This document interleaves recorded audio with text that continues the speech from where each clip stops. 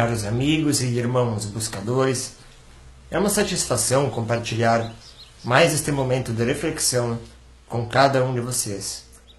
Este é o vídeo de número 3 da série Expansão da Consciência.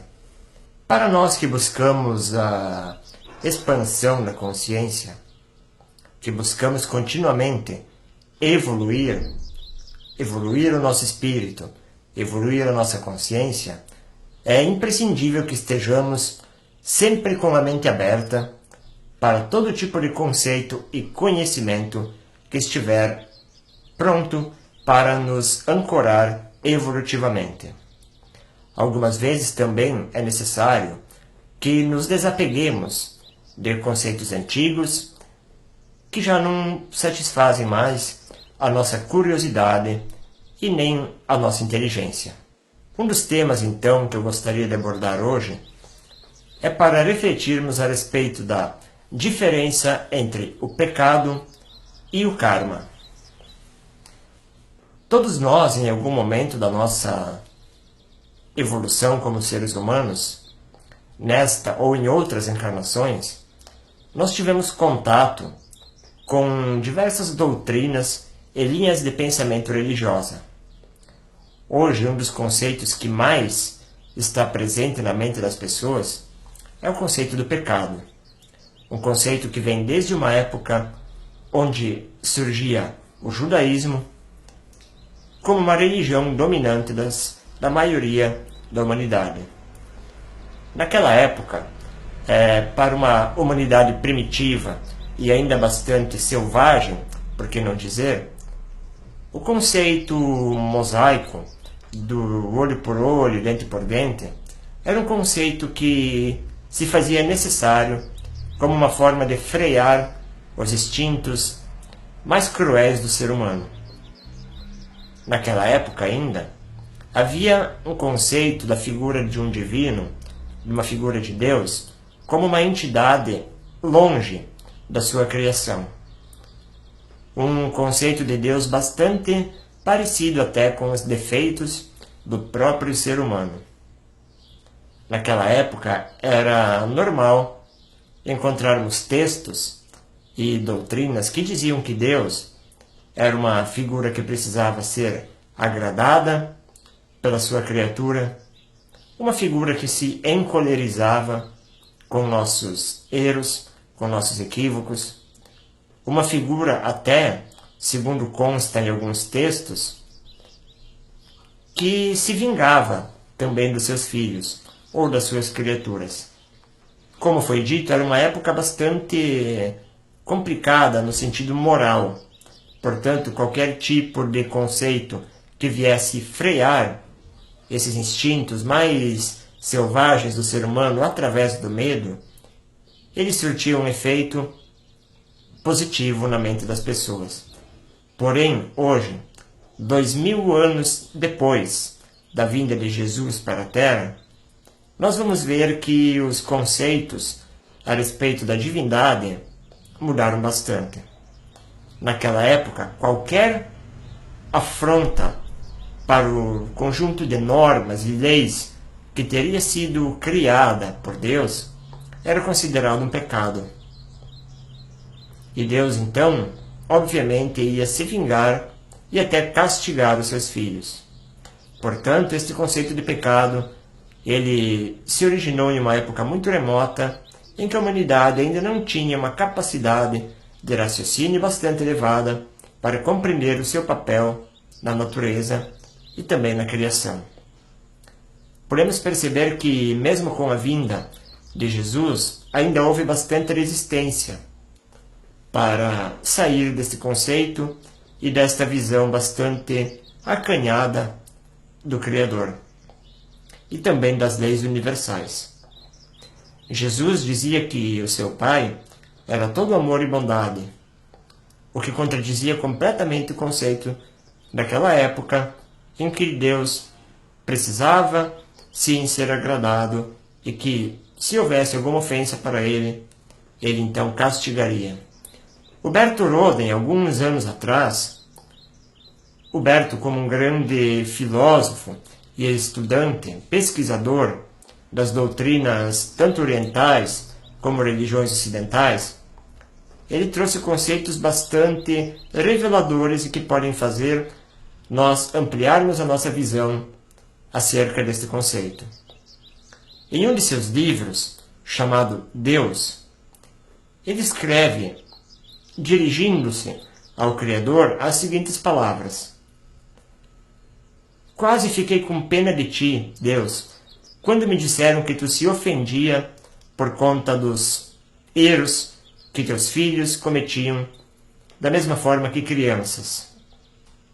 Fico imaginando, com tantos milhões de pessoas aqui na Terra, se tu te ofendes e vive amargurado com cada um dos erros dessas crianças que aqui habitam, como deveria ser triste a tua vida.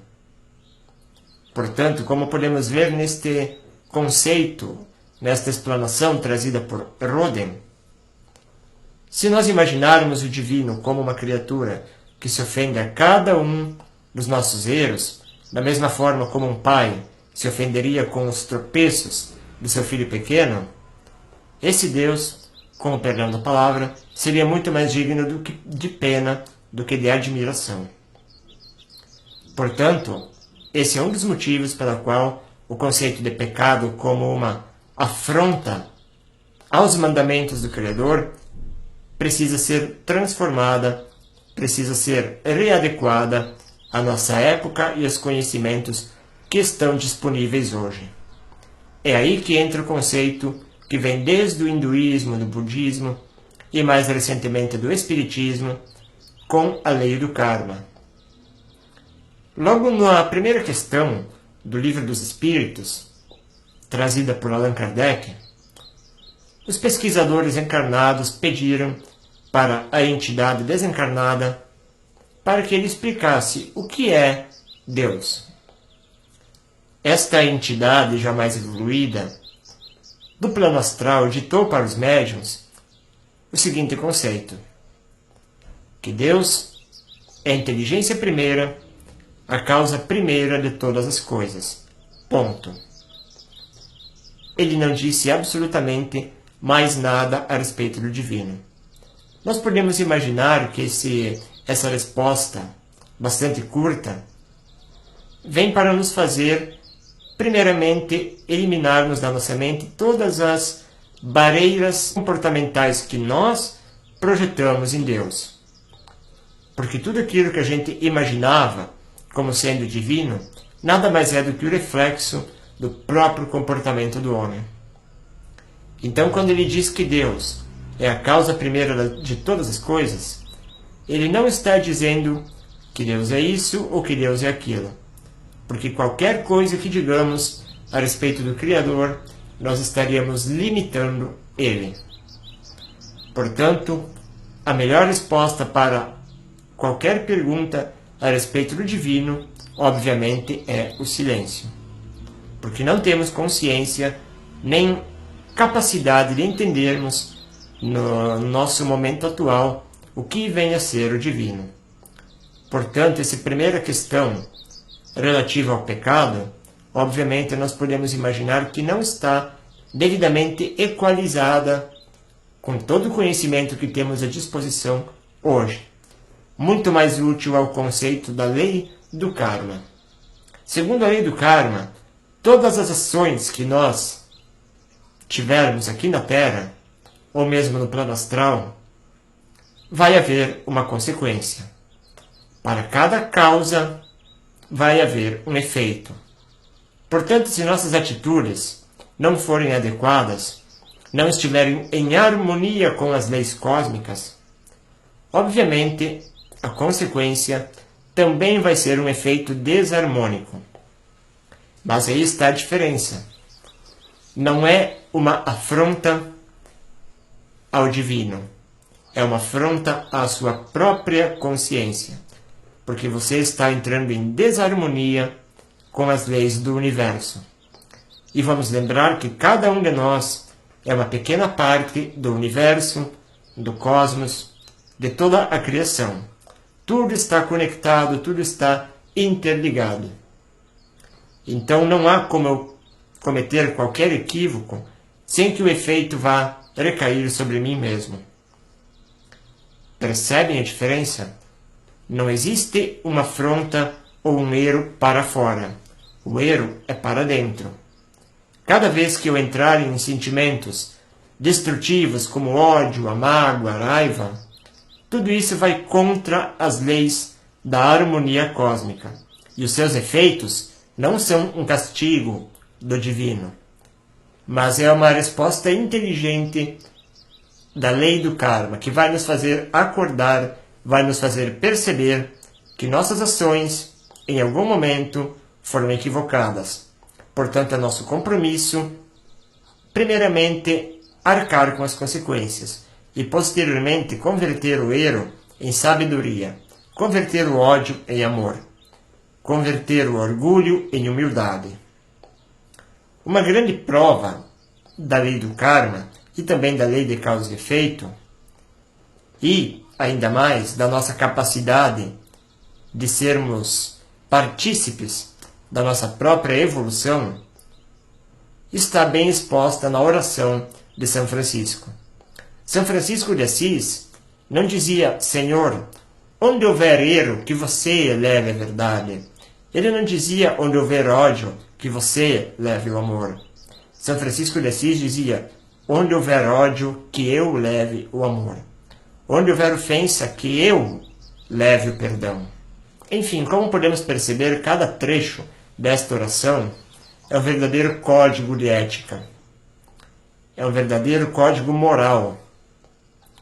Pois nós podemos não ter consciência de que nós somos parte de uma lei maior.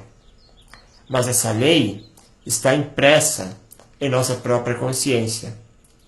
Esta lei do amor, da caridade e da evolução está na nossa intimidade. Precisamos apenas despertá-la. Precisamos apenas fazer a lei do karma agir a nosso favor. Pois cada um dos erros que nós cometemos vai recair inevitavelmente sobre o próprio infrator. E não é um castigo divino. E não é um pecado. É apenas a lei do karma tentando nos despertar para a realidade maior. Deixo meu abraço carinhoso. Espero que este contexto de hoje possa ampliar as portas da percepção de cada um e nos encontramos em um próximo momento. Abraço a todos.